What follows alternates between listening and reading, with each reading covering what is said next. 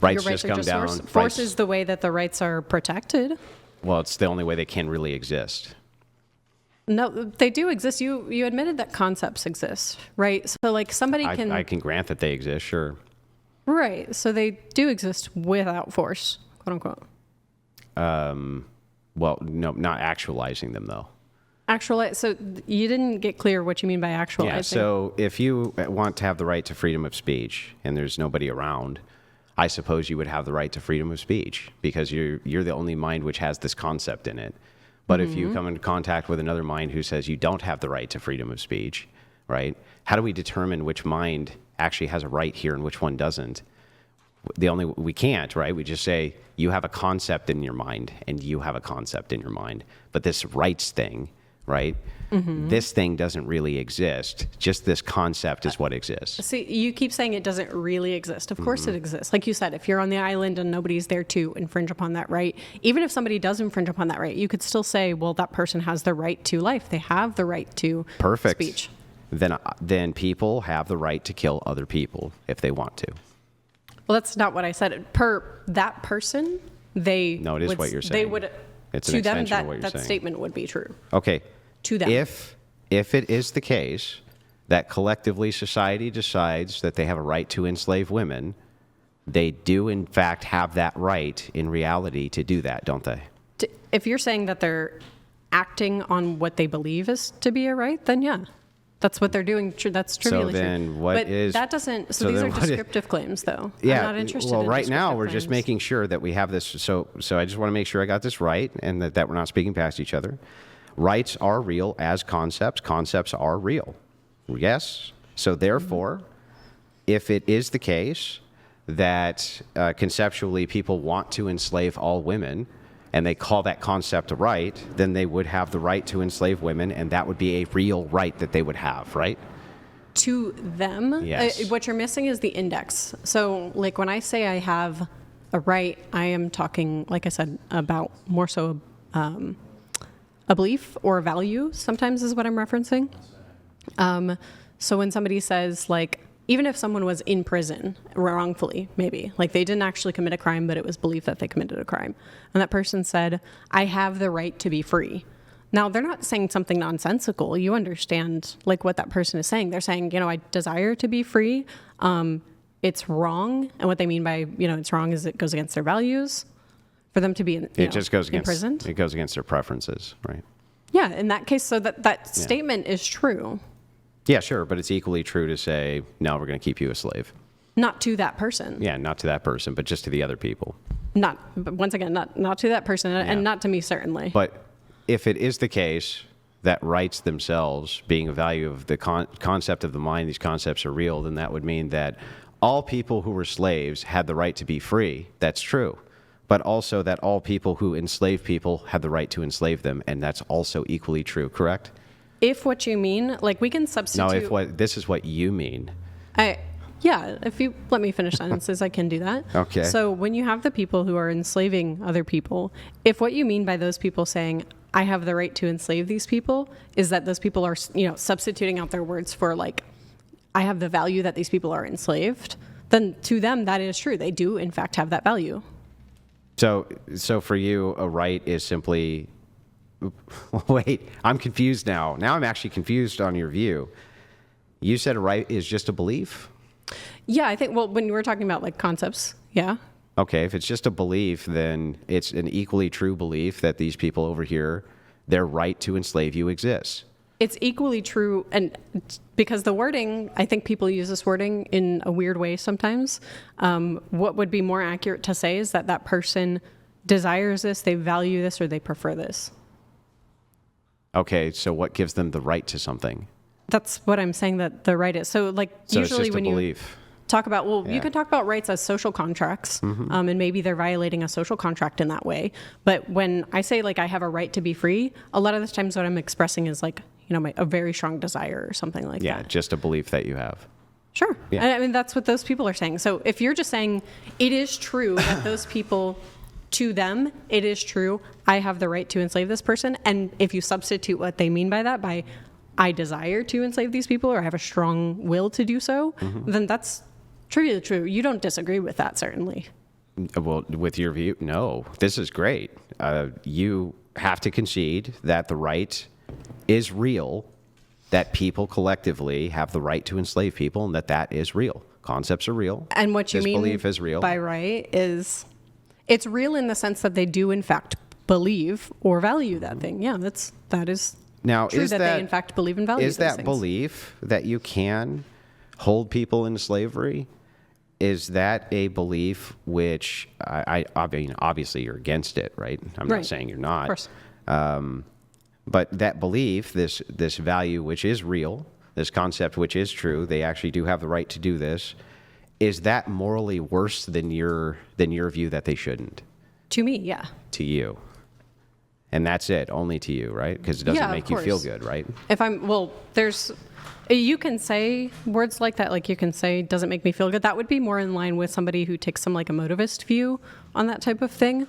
But I'm fine with saying that, there's a proposition that, that is wrong. And by that, I mean that, that's something that goes against my values. Got or it. my desires or preferences So in a very strong way. now we've untangled all of that. This argument actually becomes much easier. So the goal of feminism is to push people or push women specifically towards materialism and not duty. And I think that the belief of people in duty is much more important than the belief of people in materialism. So I think that the idea of having duties to nation, the idea that having duties to family, the idea that having duties to community far outweigh the idea of the right to pursue whatever trivial, meaningless material pursuit that you have. That duty should come first, and that society would look better if they did. Well, that's okay. There's a few things here. That moves from a descriptive claim to like a applied claim, or like a Agreed. normative claim, or a pragmatic thing. And then there's the other type of thing where it's like, you say feminism has like pushed us towards these things, towards these material. Yeah, do you want a demonstration for that?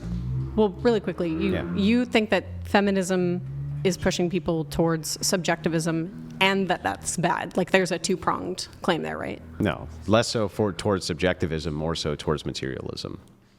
Okay, well, it kind of seemed like you were doing a little bit of equivocating here. What's the equivocation?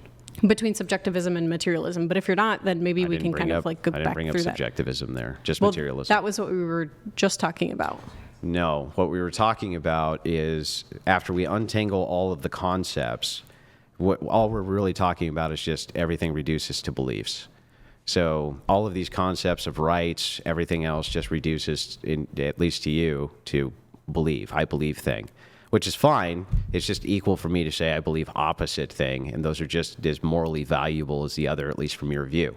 Well, that's all I was No, establishing. that's not true. That's not true, actually. So that's a misunderstanding. So Oh.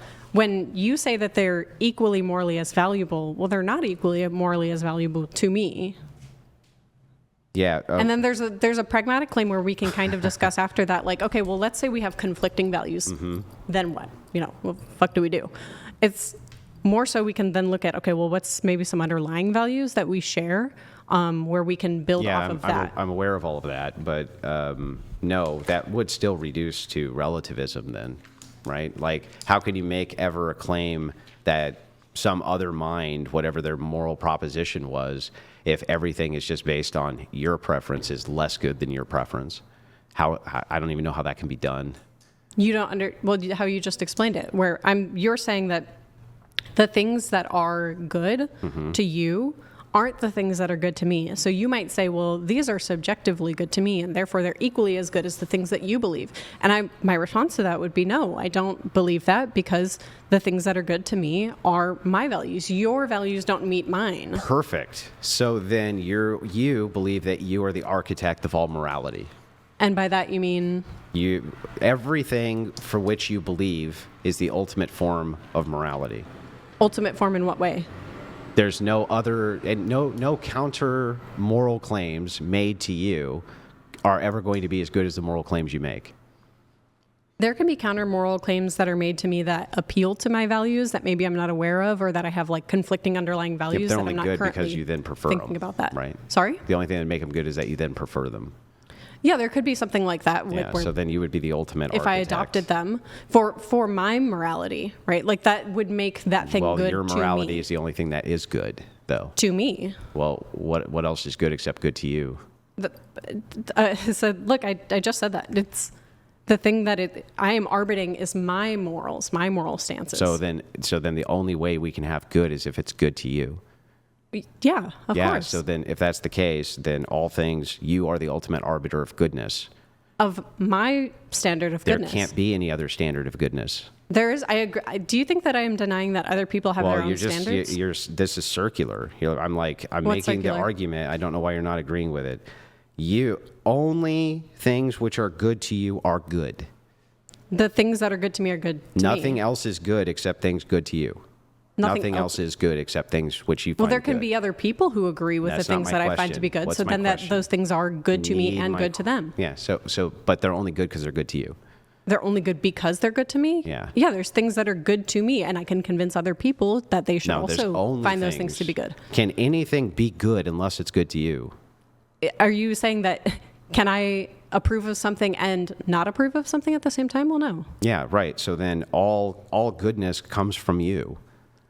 All goodness comes from me. It would no, have to. That my standards of good come from me, of course. Is there any other standard other than yours which is good?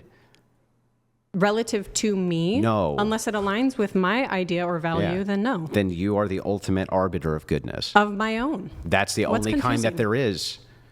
There is No. no other kind. No, there We've are- reduced this like 6 times. It always comes Look, back to if we be look good. at good as values, right? Yeah.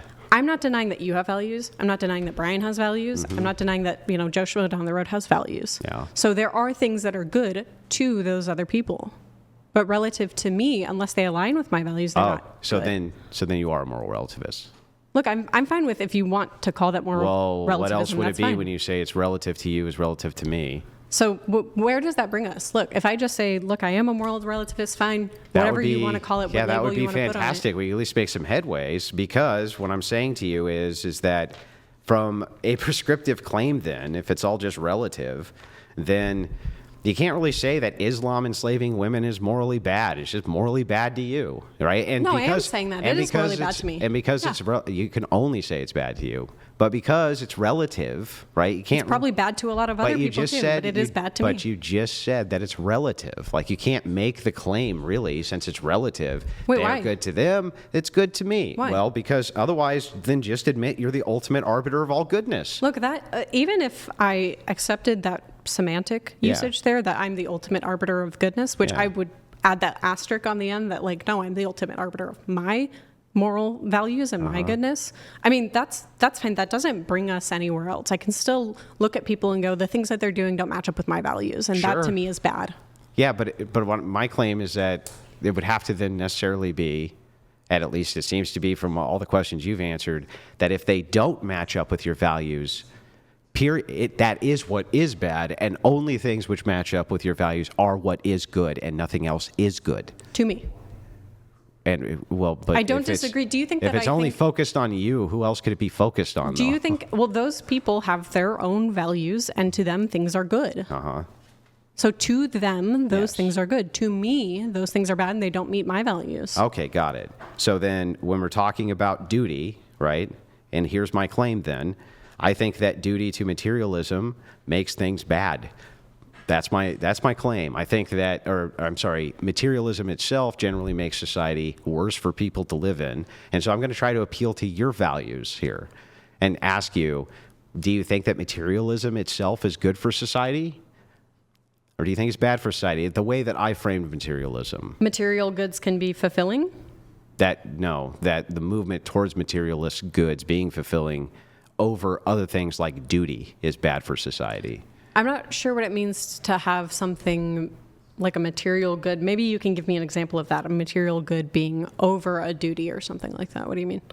A material good being over it? Well, so Right. a duty or a value of a duty be some type of conception of a thing that you feel you must do, even if it doesn't give you any sort of pleasure.